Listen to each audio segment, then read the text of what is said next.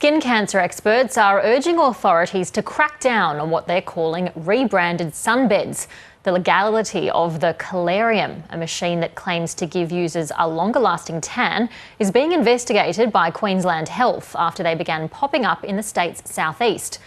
The commercial use of sunbeds has been banned in Australia since 2016 largely due to campaigning by Victorian woman Claire Oliver, who was diagnosed with melanoma after 20 trips to a solarium and died at the age of just 26. For more on this, we have the CEO of the Victorian Comprehensive Cancer Centre joining us, Professor Grant MacArthur. Hi Grant, I know that you were also Claire Oliver's doctor, so for those of us who haven't heard her story, can you tell us a little bit about what happened to her? Yeah, good afternoon, Ruby. Yeah, look, this is an incredibly sad story. Quite some time ago, before we had effective treatments for metastatic melanoma, Claire developed melanoma that had spread to her lungs after using a solarium, as you say, 20 times. And sadly, the melanoma spread, and she spent her last days campaigning to help others with the message about just how dangerous solariums are. And pleasingly, every jurisdiction in Australia now bans solariums, and Collariums are a ruse, and it's time to take action against these operators. Yeah, so we did see that ban happen in 2016, and now these so-called Collarium beds are popping up. A pretty weak effort at rebranding, I have to say. But these beds talk about pink light therapy. They claim to use a narrower band of ultraviolet light. They claim to be safe. Are they any safer than solariums or sun tanning? No, absolutely not. There's no evidence that they're safe. They do have a narrower band of UV, but it is still UV light that damages the skin. So if you get a tan, that is a sign of skin cells in trauma responding to the radiation. So these are not safe.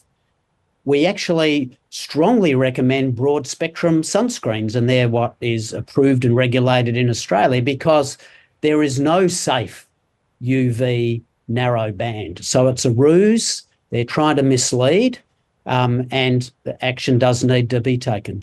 Yeah, what kind of action would you like to see? What should happen to businesses who are advertising these Collarium services?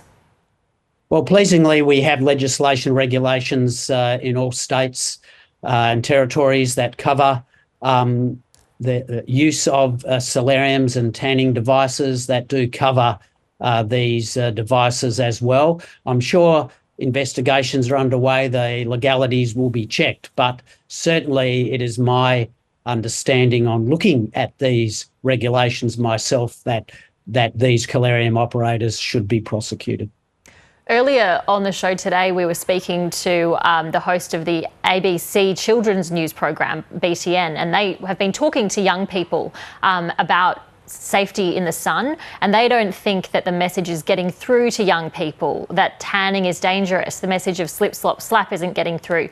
Do you think that people are becoming more complacent, that they've forgotten about people like Claire? Yeah, yes, Ruby, absolutely. I think the message is wearing off, and these public health messages, they need to be made consistently over, a long period of time, effectively continuously, because otherwise there is loss of that public health message. That's what we do regarding drink driving, for example. We don't back off on that messaging. The same needs to be done for the dangers of UV light, and of course that is most often from the sun. Pleasingly, the use of solariums has absolutely diminished markedly across our nation, and it is the sun now that is the major cause of deadly melanoma. And so people do need to protect themselves in 5 ways. The slip, slop, slap is still absolutely needed, and particularly targeting teenagers and young adults. The message, I think, is not clear enough for them at the moment.